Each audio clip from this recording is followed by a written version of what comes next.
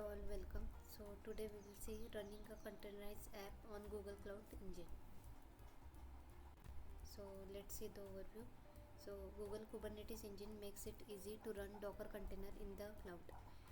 Google Kubernetes Engine uses Kubernetes, an open source container scheduler, to ensure that your cluster is running exactly the way you want to at all times. So in this lab you will learn how to launch a container and how to launch replicas of that container on Google Kubernetes Engine. Now we will set up the lab. So for setup we will click on the start lab.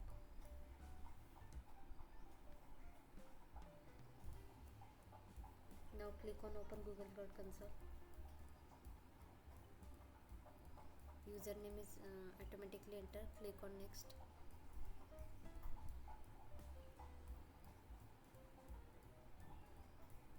Now enter the password.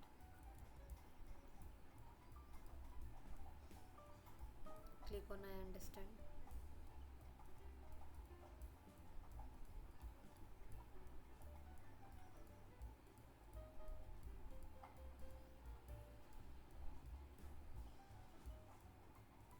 Agree the terms and condition.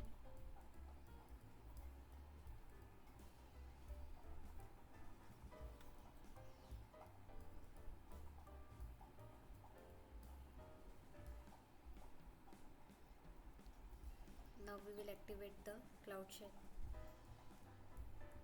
So this is our Cloud Shell. Click here.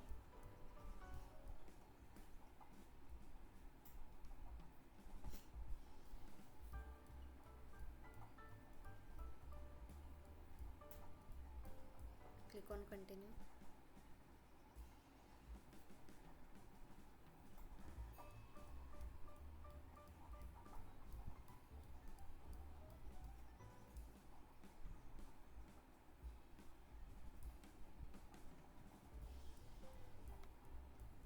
Let me maximize the font.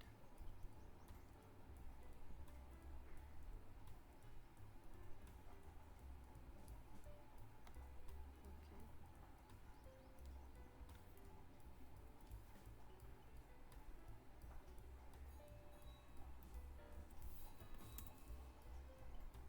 Click on authorize.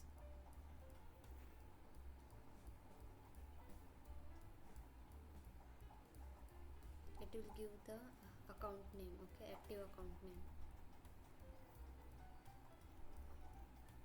Now we will get the project ID using this. So this is our project ID. Now the first task is creating a cluster. So in this section we will create a Google Kubernetes Engine cluster. So set compute zone. Cloud Shell is a browser-based terminal to a virtual machine that has the Google Cloud tools installed on it, and some additional tools like editors and compilers that are handy when you are developing or debugging your cloud application. So you will be using gcloud command to create the cluster. First set the compute zone so that the virtual machine in your cluster are created in the correct region. Do this using gcloud config set compute /zone. Okay, so now we will enter the following in the Cloud Shell.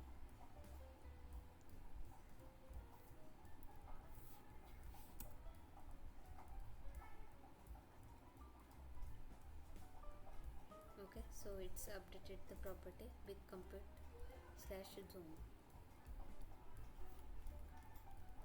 So now we will understand region and zones. So certain compute engine resource live in region or zones. A region is a specific geographical location where you can run your resources, and each region has one or more zones. For example, US Central 1 region denotes a region in the central United States that has zones US Central 1A, US Central 1B, US Central 1C, US Central 1F. So now we will see the different regions and their corresponding zones. So Western US. So Western US has zone as US West 1A, US West 1B. So accordingly these are the different region and their zones. So resources that live in a zone are referred to as a zonal resources. Virtual machine instances and persistent disks live in a zone.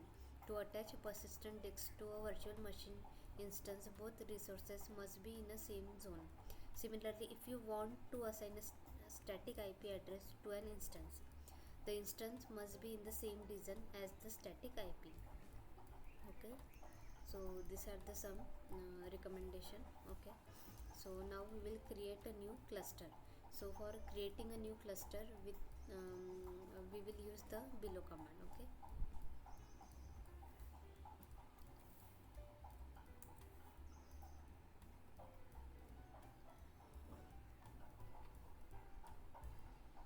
so this command creates a new cluster called hello world with 3 nodes, and you can configure this command with additional flags to change the number of nodes, the default permission and other variable.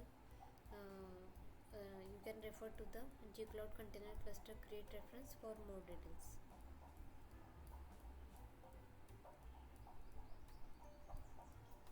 Okay, it will take some time.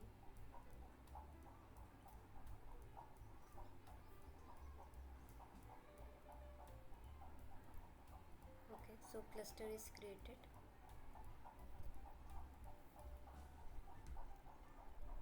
We will check our progress.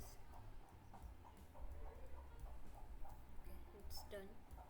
Now second task is building and publishing the hello world app. Okay, so next build and publish a container that contain your code.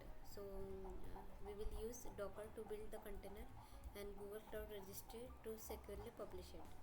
So now we will set the project id. So we will use project id in many of the commands in this lab.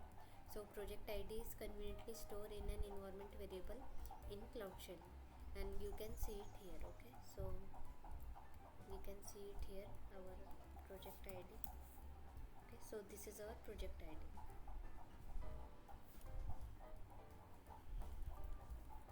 Now we will get the sample code. So we will run the following command to clone the samples.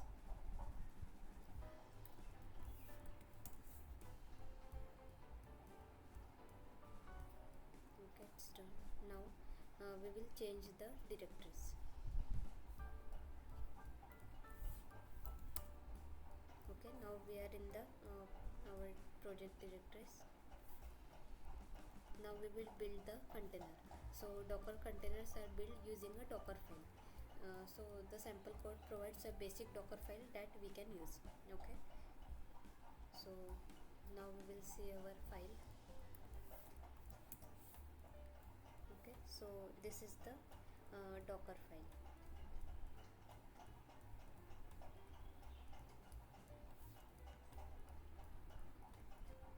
So to build the container, we will run the following command.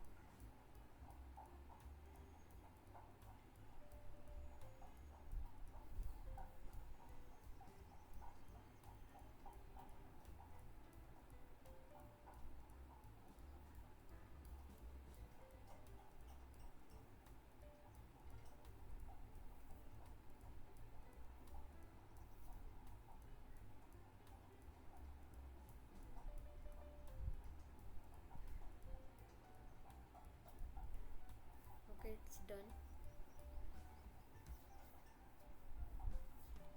Now we will publish the container. So in order for Kubernetes to access your image, you need to store it in a container registry. Okay, so we'll run the following command to publish the container image. Okay,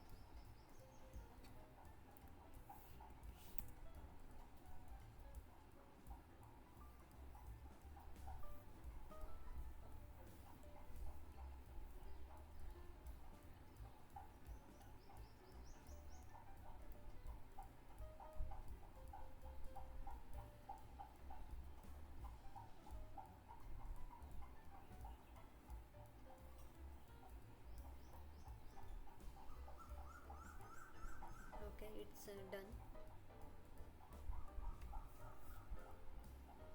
Now the next task is deploying the hello world app. Okay, so now that we have cluster running and our application build, it is time to deploy it. Okay, so create your deployment. So a deployment is a core component of a Kubernetes that makes sure your application is always running. A deployment schedules and manages a set of pods on the cluster. A pod is one or more containers that travel together. That might mean they are administrated together or they have the same network requirement. For this lab, there is only one container in your pod. Typically, you will create a YAML file with the configuration for the deployment. So for this lab, we'll skip this step and instead directly create a deployment on the command line. Okay, so we will create the pod using kubectl command.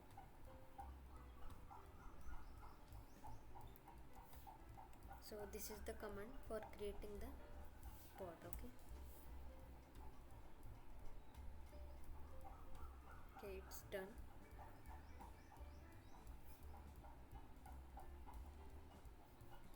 Okay, now we will check our progress. Okay, it's done. Now we will run the following command to see the deployments that we created using kubectl.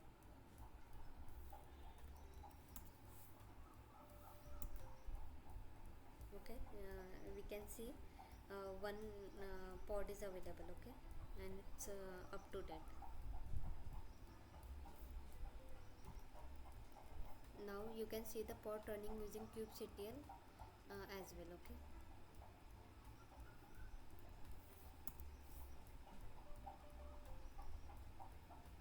it's running.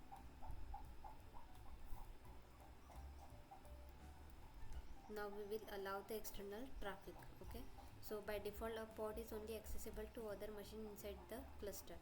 In order to use the app container that was created, it needs to be exposed as a service. Typically you will create a YAML file with the configuration for the service. For this lab, we'll skip this step, instead directly create the deployment on the command line. Okay, so we will run the following to expose the deployment with the kubectl expose command. Okay,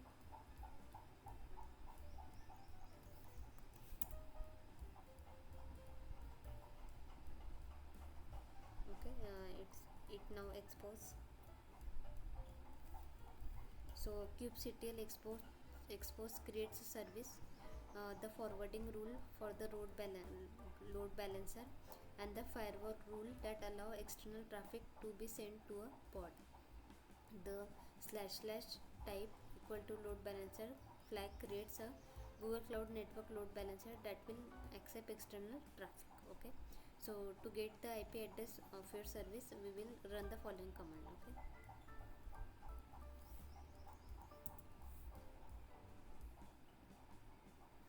Okay, so this is the IP address. Okay,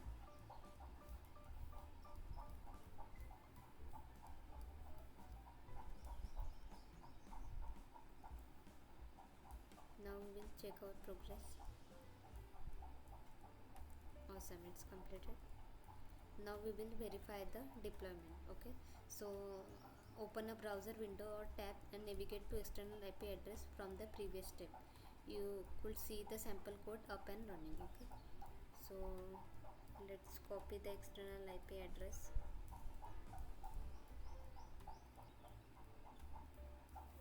Okay, we can see the output. Okay,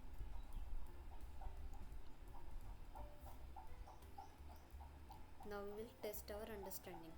So docker push publish the container image in Google Cloud to container registry. Yeah, correct. Now Kubernetes is an open source container orchestration system for automating deployment, scaling and management of containerized application. So it's true. In Kubernetes environment, kubectl expose create a dash that forwarding rule for the load balancer and the firewall rule that allow external traffic to be sent to a pod. Okay, it will create some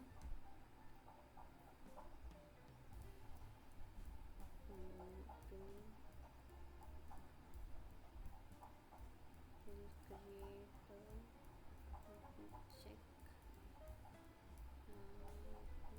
Yeah, it will service. Okay, kubectl expose create a service.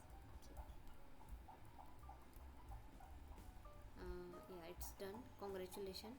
So Google Kubernetes engine provides a powerful and flexible way to run containers on Google Cloud, and Kubernetes can also be used on your own hardware or on other cloud provider. So this lab only uses a single container, but it is simple to set up multiple container environment or multiple instance of a single container. Okay, so what we have covered in this lab is Google Kubernetes engine and how to build and launch a simple containerized app on Google Kubernetes engine. Okay, so thank you for watching, and if you like this video, so please click on the like button, and if you are new to the channel, so please subscribe, and if you have any question, any comments, so please put down your comment in the comment section. Yeah, thank you for watching. Have a great day.